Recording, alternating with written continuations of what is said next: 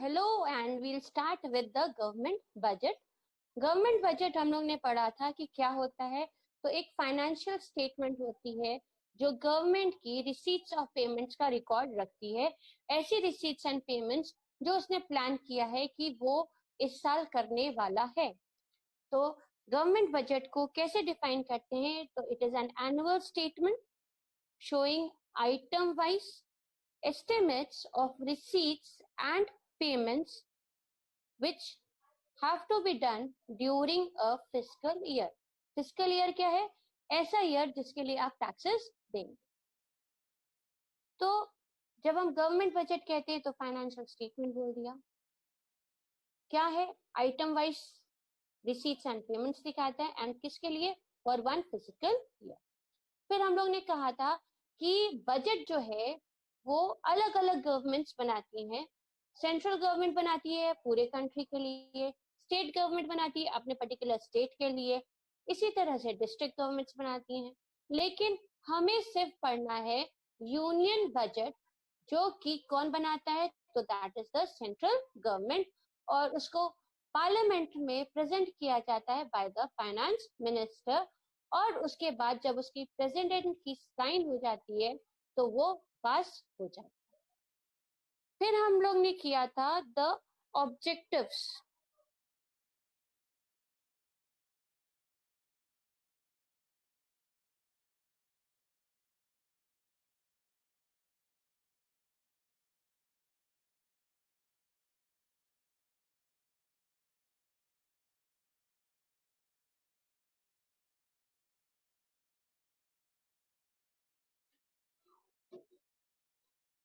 तो what are the different objectives of government budget जो हम लोग पढ़ रहे हैं? The first was reallocation of resources, यानी रिसोर्सेज जो गवर्नमेंट के पास है यानी देश के पास है उनको दोबारा से बांटना। दोबारा से कैसे बांटेंगे? तो दो चीजों का ध्यान रखेंगे। फर्स्ट में टैक्स कंसेशन देंगे पुअर को या सब्सिडी देंगे ताकि उसके पास भी रिसोर्सेज आ सके। एंड सेकंड क्या करेंगे? तो सेकंड चीज है कि प्रोड्यूसिंग गुड्स खुद प्रोड्यूस करेंगे, ऐसे गुड्स जो बेसिक नेसेसिटी के हैं, ताकि किसी प्राइवेट सेक्टर के पास उसकी मोनोपोली ना हो और हर किसी को गुड्स एट रीजनेबल प्राइसेस मिल सके। सेकेंड है reducing inequalities of income and wealth. Inequality मतलब कि बराबर से इनकम नहीं है, यानी दो हैं, रिच और पुअर हैं। तो रिच के लिए क्या करेंगे और पुअर के लिए क्या करेंगे? तो रिच को पास पैसा ज्यादा है, उनसे पैसा ले लेंगे, तो इनसे क्या करेंगे? इन पे टैक्सेस अप्लाई करेंगे। पुअर के पास नहीं है तो उनको हेल्प करने के लिए क्या करेंगे? उनको टाइम टू टाइम सब्सिडी देंगे या उन पे पैसा खर्च करेंगे, तो स्पेंडिंग ऑन, तो टैक्सेस अप्लाई करेंगे रिच पे ताकि उनकी पैसा कम हो सके, एंड पुअर पे स्पेंड करेंगे ताकि उनका डेवलपमेंट हो सके। Then is economic stability. Economic stability का मतलब क्या है? कि ना इन्फ्लेशन हो ना डिफ्लेशन। तो इन्फ्लेशन और डिफ्लेशन दोनों को कंट्रोल करवाता है। कैसे कंट्रोल करवाता है? इन्फ्लेशन कब होता है?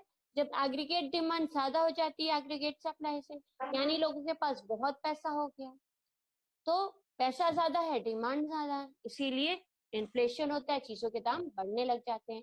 क्या करेगा? अपने टैक्सेस को बढ़ा देगा, पब्लिक स्पेंडिंग कम कर देगा, तो पब्लिक के पास पैसा कम हो जाएगा, डिमांड घट जाएगी और इक्विलिब्रियम आ जाएगा। डिफ्लेशन के केस में क्या होता है कि एग्रीगेट डिमांड कम होती है, एग्रीगेट सप्लाई ज्यादा होती है, इसका मतलब लोगों के पास पैसा नहीं है। उस वक्त क्या करेगा? टैक्सेस को रिड्यूस कर देगा और पब्लिक स्पेंडिंग बढ़ा देगा ताकि money supply with public increase कर जाए और उनकी डिमांड बढ़ने लगे और डिफ्लेशन अंडर कंट्रोल आ जाए। तो इस तरह से वो स्टेबिलिटी लाने की कोशिश करता है। Then is management of public sector enterprises. Public sector enterprises क्या होते हैं? ऐसे एंटरप्राइजेस जो 51% शेयर से ज्यादा गवर्नमेंट के पास होते हैं।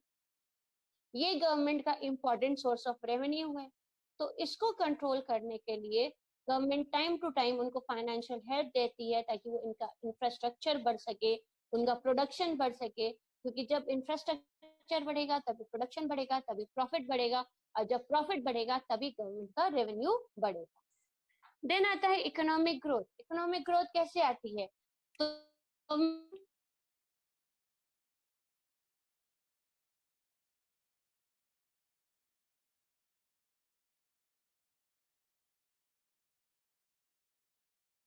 उतनी ज्यादा इकोनॉमिक ग्रोथ आती है। So this is how government helps in economic saving, motivate करता है कि वो सेव करें, सेव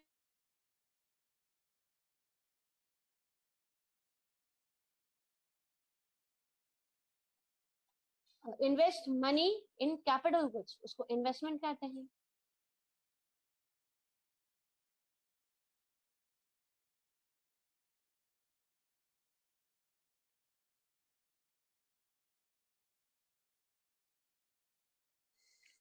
इकोनॉमिक ग्रोथ क्या होती है?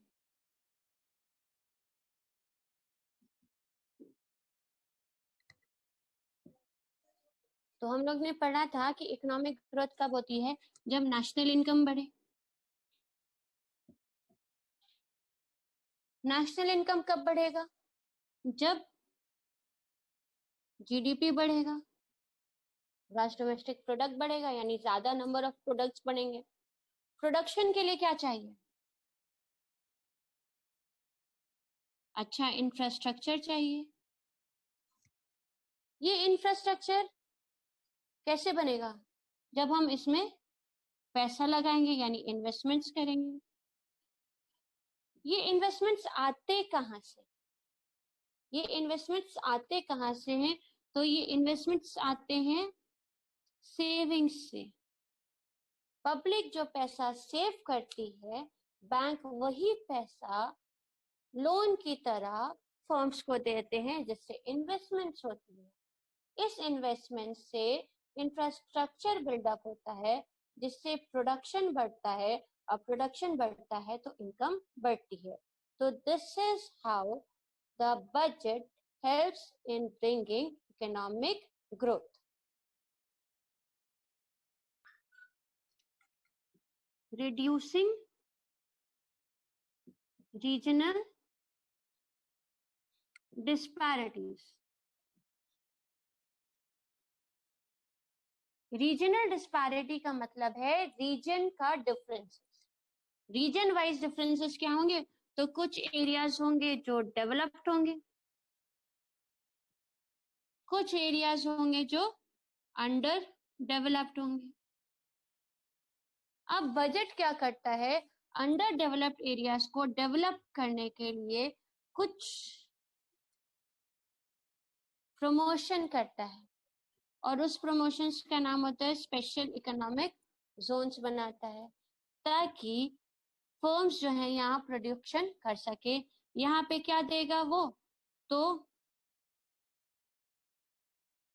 उसको रेंट फ्री कर देगा कि कुछ साल तक आपको रेंट नहीं देना।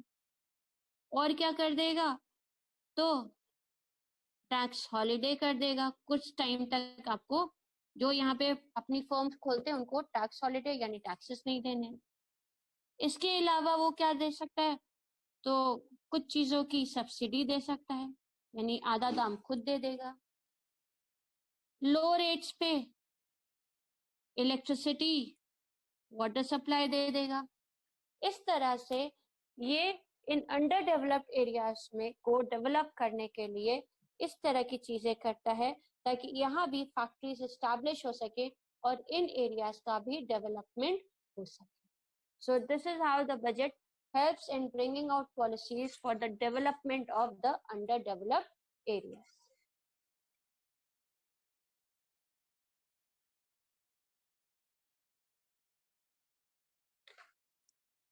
हम लोग ने पढ़ा था कि बजट जो है उसमें दो चीजें होती हैं, एक होता है रिसीट्स और दूसरे होते हैं payments, that is in the form of the expenditures.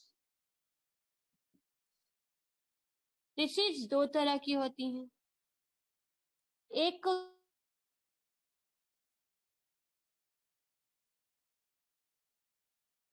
एक कैपिटल रिसीट।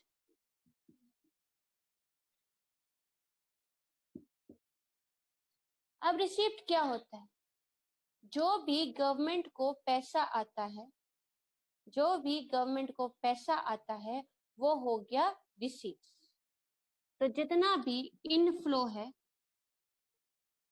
यानी गवर्नमेंट के पास जो पैसा आ रहा है वो है रिसीट।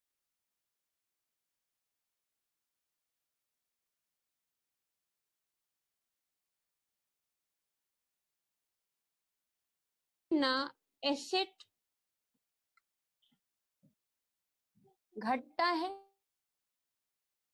लायबिलिटी बढ़ती है, उसको कहते हैं रेवेन्यू रिसीट्स।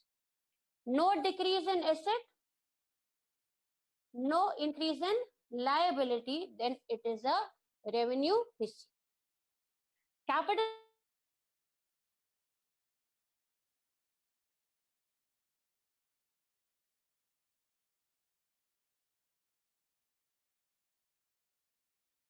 या आपने पैसा बोरो किया होगा तो या तो liability in.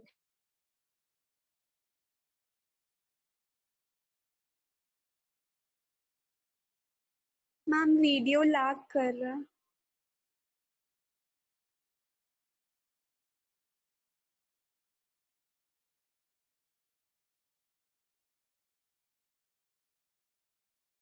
Okay, so what happens is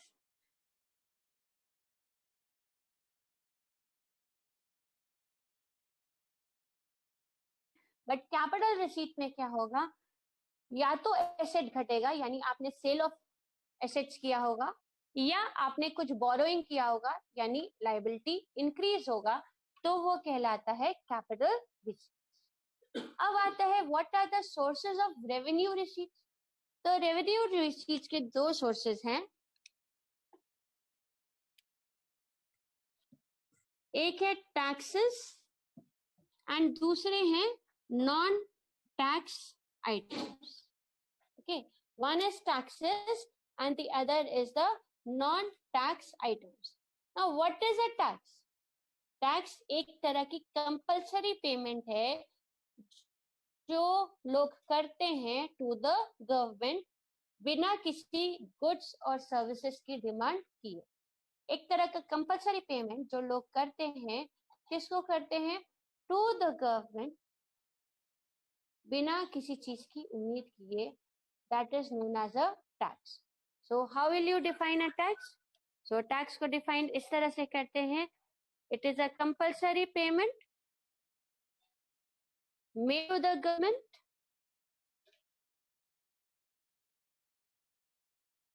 without expecting any direct benefits from it. अब ये taxes कितने के तरह के होते हैं?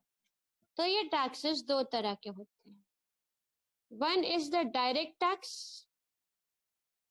and the other is the indirect tax. Direct tax क्या होता है? ए पे पड़ा और इसी को देना है, तो ये डायरेक्ट टैक्स है। Burden of tax and incidence of tax lie on the same person, that is in direct tax. For example income tax जो लोग अपनी इनकम पे देते हैं, कंपनीज देती हैं, that is your corporate tax. तो ये सब क्या है? ये आपके डायरेक्ट टैक्सेस हैं जो आप पे पड़े आपको ही देने हैं। On the other hand indirect tax क्या होता है? तो इनडायरेक्ट टैक्स क्या है? It falls on one person but he quietly shifts it to the other person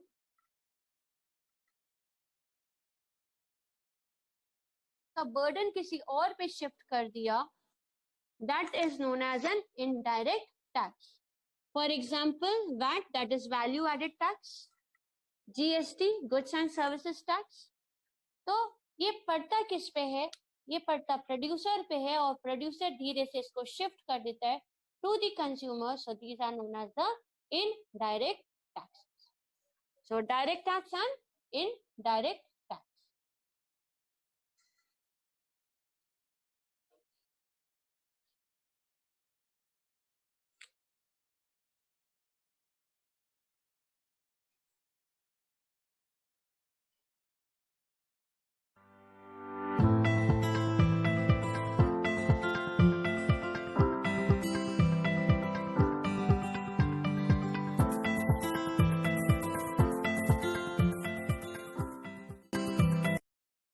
non tax items में क्या आता है?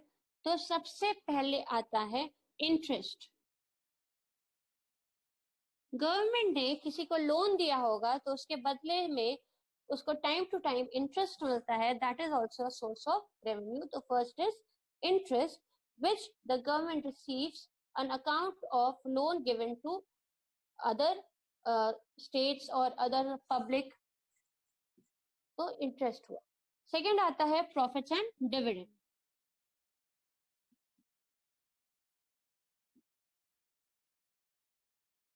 गवर्नमेंट की कई कंपनीज हैं जिनमें गवर्नमेंट के शेयर्स होते हैं और उन शेयर्स की वजह से उसको टाइम टू टाइम डिविडेंड मिलता रहता है.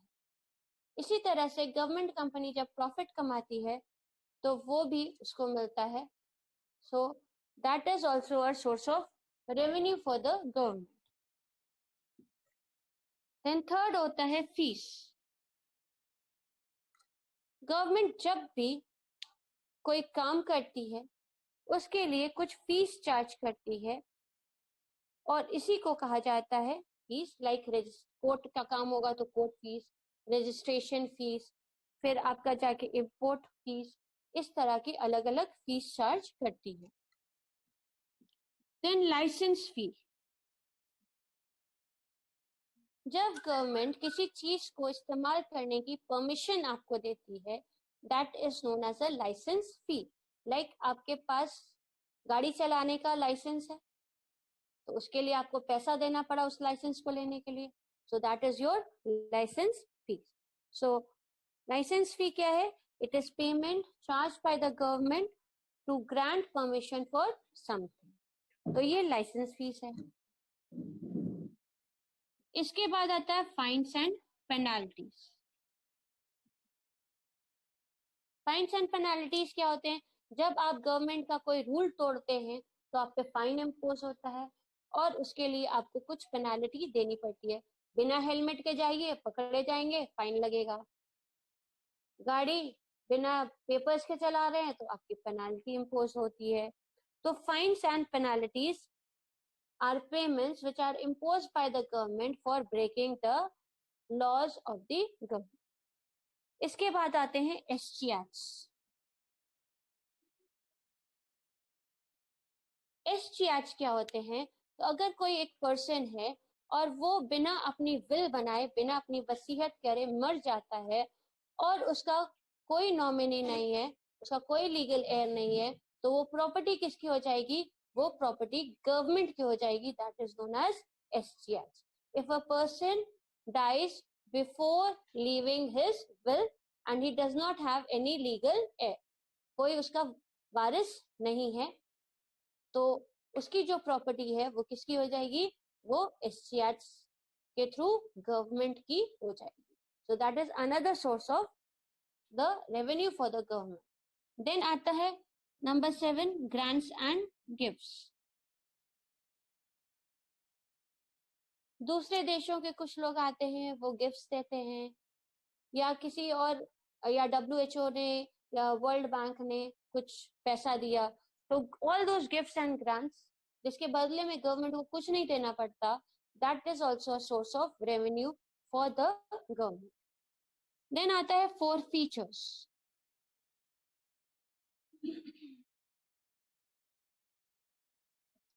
ये शेयर्स वाला फोर फीचर्स नहीं है, याद रखेंगे. क्या होता है? कि जब कोई नियम नहीं मानता और उसकी प्रॉपर्टी को जब्त किया जाता है, तब उसको कहा जाता है for feature. So these are a form of penalty which are imposed by the courts for the non-compliance, that is non-following of the orders which have been issued by the. अगर किसी ने कोर्ट की orders नहीं मानी तो उसका सामान जो है वो जब्त हो जाता है. That is known as a forfeiture. And then आता है last, special assessment. What is special assessment? तो स्पेशल असेसमेंट होता है जब आपकी कोई जमीन थी और उसके पास में एक फ्लाईओवर बन गया या मेट्रो स्टेशन बन गया, तो क्या हुआ, उस जमीन की वैल्यू बढ़ गई. तो उस बढ़ी हुई जमीन वैल्यू के अकॉर्डिंग अब आपको टैक्स देना पड़ेगा.